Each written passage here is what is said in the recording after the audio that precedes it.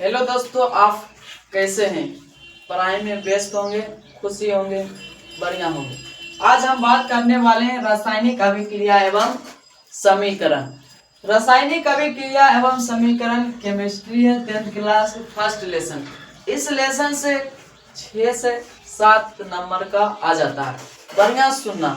कहता है कि रासायनिक अभिक्रिया एवं समीकरण। रासायनिक अभिक्रिया क्या है सर? आप अपने दैनिक जीवन में बहुत सारा चीज देखे होंगे, लेकिन जानते नहीं होंगे कि यही रासायनिक अभिक्रिया हो रहा।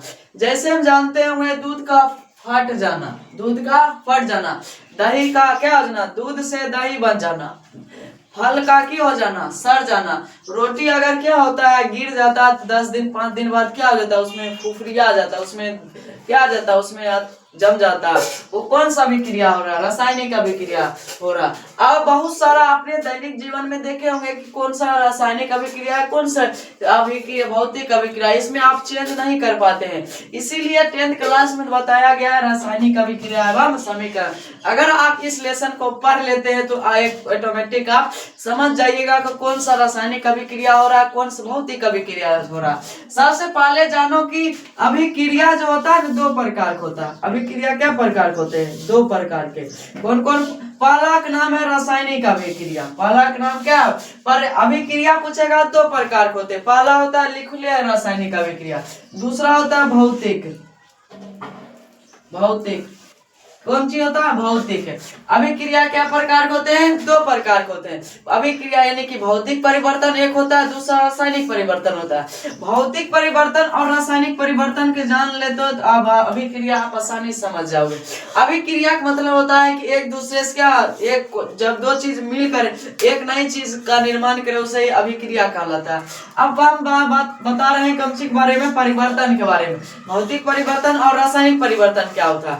भौतिक परिवर्तन वे परिवर्तन होता है जिसमें कोई नया परिवर्तन नहीं देखने को मिलता, यानी कि जैसन था वैसने होता है। जैसे भी मार्कर हुआ, मार्कर में कोई अगर मार्कर की इंक खत्म हो गया, लेकिन हम इसमें इंक डाल दिए तो फिर भी चलने लगा, तो ये कौन सा परिवर्तन? भौतिक परिवर्तन। इसमें कुछ होने वाला नहीं है। लेकिन जैसा ही रासायनिक परिवर्तन हम कराते हैं, इसमें क्या होता है, नया चीज देखने को मिलता है। जैसे हम देखता होगा फल जाता है सर, पहले फल कैसा होता है? पहले फल मुलायम रहता है, मजबूत रहता है, लेकिन फल सड़ने के बाद वो क्या होता है, पूरा महकने लगता है, उसका बदबू आने लगता है। हम क्या करते हैं, फेंक देते हैं नाली में या डोभा में, जाकर एक जगह फेंक देते हैं। लेकिन उसमें क्या हुआ, रंग परिवर्तन हो गया, आकार में परिवर्तन हो गया, सुगंध में परिवर्तन हो गया।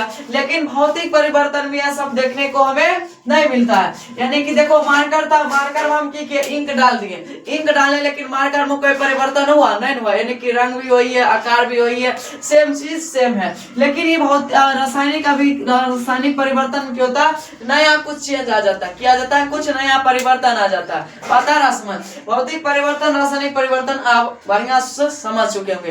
पहले फिर से बोल देते हैं, रासायनिक परिवर्तन क्या है? जिसमें कुछ नया चीज देखे, जब कोई पदार्थ क्या होता है मिलकर क्या करे, नई चीज का निर्माण करे, उसे हम क्या करते हैं, रासायनिक अभिक्रिया कहलाते हैं, रासायनिक परिवर्तन कहलाता है। यानी कुछ उसमें नया पदार्थ बनना चाहिए। अब जैसे हम देखना होगा रोटी की होता है, अगर हम की करते हैं 5 दिन 6 दिन के लिए हम छोड़ देते हैं एक जगह, तो उसमें फुफरी आ जाता है, यानी कि उसमें फुफरी, यानी कि उसमें क्या होता है, उसमें बात जाता है, की कहते हैं, शैवाल उस पर चढ़ जाता है। उसके बाद आ जानो, जैसे हम दूध को देखो, दूध पहले था उसे हम की कर दिए, दही बना दिए थे। देखो दूध से दही, यानी कि उसका स्वाद भी चेंज हो जाता है, आकार भी चेंज होता है, रंग भी क्यों हो जाता है, चेंज होता है। अब सर दही भी उजला होता है, दही उजला होता है, लेकिन दही क्या होता है, पतला, दूध की तरह पतला देखने को हमें नहीं मिलता।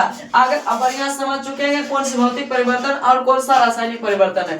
बहुत सारा है अभिक्रिया, रिएक्शन के माध्यम से आप जानेंगे। अब जानो किंची रासायनिक अभिक्रिया किसे कहते हैं, बताएं रासायनिक अभिक्रिया। भौतिक और रासायनिक आप समझ चुके होंगे। अब जानो रासायनिक अभिक्रिया क्या है। जब कोई पदार्थ, बढ़िया सुना, रासायनिक अभिक्रिया क्या है, जब कोई पदार्थ अकेले, इसमें कोई पदार्थ की हो सकता है अकेले, या की हो सकता है एक से अधिक भी हो सकता है, मिलकर कोई नया पदार्थ का निर्माण करे, उसे हम रासायनिक अभिक्रिया कहलाता है। इसमें पदार्थ अकेले भी हो सकता है, यानी कि देखो अकेले में, जैसे में C+C बराबर क्या होगा C2, यानी कि जब कोई पदार्थ अकेले या एक से अधिक मिलकर कोई नया पदार्थ का निर्माण करे उसे कौन अभिक्रिया कहलाता है? रासायनिक अभिक्रिया कहलाता है। रासायनिक अभिक्रिया में भाग लेने वाले सर अभिकारक कहते हैं। बढ़िया सुनना, ये जो भाग ले रहा है देखो जे दोस्तों C+O2 बराबर हो जाएगा है देखो ई दिया जाता है ए देखो C+O2 बराबर हो गया CO2 है देखो। इधर का जो है ना बढ़िया सुनना का अभी इधर का को हम अभिकारक कहते हैं अभिकारक और इधर का हम प्रतिफल या बताएं प्रतिफल कहलाता है। क्या कहलाता है? प्रतिफल या उत्पाद। बढ़िया सुनना पूछेगा। और रासायनिक अभिक्रिया में भाग लेने वाले को क्या कहा जाता है? अभिकारक। देखो ये भाग ले रहा इधर का को अभिकारक। और नया जो पदार्थ बना CO2 बना कार्बन डाइऑक्साइड, इसे की कहता है? प्रतिफल या उत्पाद के नाम से जाना जाता है। दोसर देख लो जैसे में है देखो दोसर हम बता रहे हैं H है देखो H+O2 बराबर H2O है देखो। इधर का कौन सा है? इधर का को हम अभिकारक कहते हैं, लेकिन जो नया पदार्थ बने उसे की कहा जाता है? उत्पाद कहा जाता है। की कहा जाता है? उत्पाद कहते हैं। आगे बात और सुनो। और एक ऑब्जेक्टिव आता है बता देते हैं CO बिना बुझा हुआ चूना का CaO बुझा हुआ चूना का सूत्र क्या होता है? बिना बुझा हुआ CaO लिख देते हैं CaO ये हुआ किंची बुझा हुआ बिना पूछेगा बिना बुझा हुआ चूना का सूत्र क्या होता है? CaO होता है। बढ़िया सुना CaO बुझा हुआ बिना बुझा हुआ क्वेश्चन घुरा देता दे देगा बिना बुझा हुआ चूना का सूत्र नहीं होता यानी कि बुझा हुआ चूना। अब क्वेश्चन कभी देता है कि बुझा हुआ चूना का सूत्र है, कभी कभी बच्चा इसमें मार देता है ये है बिना बुझा हुआ। जब इसे हम की करते हैं जल में यानी कि H2O किंचिक सूत्र हुआ जल का सूत्र भी पूछ लेता है। जल का सूत्र क्या होता है? H2O।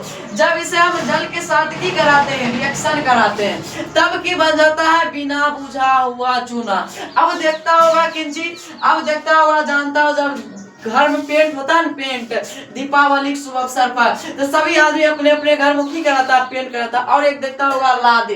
अगर हम लादी में ई वाला चूना बिना बुझा हुआ को डालते हैं तो देखता होगा ऊपर की निकलता है खदकता है। जिस प्रकार चावल दाल पकाता है तो उसमें पानी क्या होने लगता है? खदकने लगता है। उसी प्रकार की बेचारा उस पानी में हम डालते हैं तो खदकने लगता है यानी कि बेचारा बुलबुला छोड़ने लगता है। अब जब की कर देते हैं इसमें जब अभिक्रिया कराते हैं जल के साथ तभी बन जाता है जी बुझा हुआ चूना। अब की बन जाता है? बुझा हुआ चूना। अब बुझा पूछेगा कि जब बिना बुझा हुआ चूना को जल के साथ अभिक्रिया कराने पर कौन सा अभिक्रिया बनता है? बुझा हुआ चूना बन जाता है। बताना समझ बुझा हुआ चूना पूछेगा। और बाद पूछेगा देख लो बढ़िया पृथ्वी पर जल कितना % है बाबू? पृथ्वी पर जल पूछेगा तो कोई भी चीज अपने आप में क्या % 100% होता है, लेकिन कुछ पीने वाला जल होता है और कुछ नमकीन जल है, कुछ कड़वा जल है। बहुत जल 3 प्रकार के जनो स्वाद यानी कि मीठा जल की % बताए। खरा जल है 71%। महासागरीय जब महासागर में पूछेगा जल कितना % है? 71%। और पीने लायक जल जो है ना 0.03%। पीने लायक जल कितना %? 0.03%। और इतना ही % कार्बन डाइऑक्साइड भी है CO2 पूछेगा। वायुमंडल में कार्बन डाइऑक्साइड क्या % 0.03% होता है। महासागर में जल कितना %? 71%। ये कौन जल है सर जी? खरा जल है जो हम पीने के लिए यूज नहीं कर सकते। नमकीन होता है, इसमें नमकीन का मात्रा पाया जाता है, आयोडीन की मात्रा पाया जाता है। और इसमें बेचारा की तब कितना % है? कार्बन डाइऑक्साइड 0.03% कार्बन डाइऑक्साइड है। उसके बाद जान लो हाइड्रोजन है 21%। पूछेगा हाइड्रोजन क्या % वायुमंडल में? 21। उसके बाद आ जाता है नाइट्रोजन है 78%। यहाँ ऑब्जेक्टिव आता है। इस साल पूछा था कार्बन डाइऑक्साइड कितना % है? 0.03% हो सकता है। एग्जामिनर का आपका एग्जाम पूछ लेगा नाइट्रोजन कितना % है वायुमंडल में? 78%। ये नहीं पूछ ऑक्सीजन पूछ ले, ऑक्सीजन क्या %? 21% होता है। अगर लगन और हिम्मत है अगर लगन और हिम्मत है तो आप जरूर एक दिन कामयाब हो जाइएगा। वक्तों को हिसाब नहीं देना पड़ता है बाबू, वक्तों को हिसाब नहीं देना पड़ता है, खुद को इस दुनिया से लड़ना पड़ता है। अगर आपके अंदर लड़ने की क्षमता है तो एक दिन जरूर कामयाब जरूर बन जाइएगा। अगर आपके लड़ने की कैपेबिलिटी है तब, अगर लड़ने का कैपेबिलिटी नहीं है तो आप लड़ने के योग नहीं है। कुछ बच्चा होता है कि शुरू में खूब पढ़ता है, लेकिन जैसा ही 3 महीना गुजरता है बस पढ़ने के लिए क्यों देता है, रुक जाता है, छोड़ देता है कि अब एग्जाम आएगा तब हम पढ़ेंगे, 2 महीना बचेगा, 1 महीना बचेगा। ऐसा एग्जाम कोई बच्चा अगर सोच रहा था ऐसा एग्जाम में पास होने वाला नहीं है। उसे रेगुलर पढ़ना चाहिए, थोड़ा ही पढ़ना चाहिए, एक ही पढ़ना चाहिए, लेकिन रेगुलर पढ़ना चाहिए, रेगुलर क्लास होना चाहिए। अगर रेगुलर क्लास करते हैं तो आपका एग्जाम क्यों होता है, मस्त होता है, आप टॉपर वेरिफिकेशन में आप जाते हैं। समझ गए? इतना बात आ चुका होगा आपको समझ। आज क्लास इतना ही, उसके बाद कल मिलते हैं आपसे।